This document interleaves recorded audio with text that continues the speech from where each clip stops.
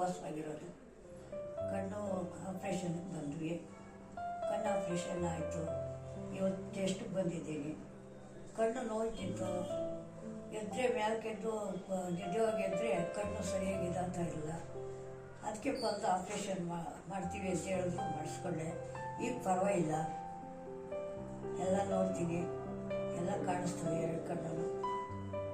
ನನಗೆ ಆಪ್ರೇಷನ್ ಆಗೈತೆ ಅನ್ನೋದೇ ಅನಿಸಲ್ಲ.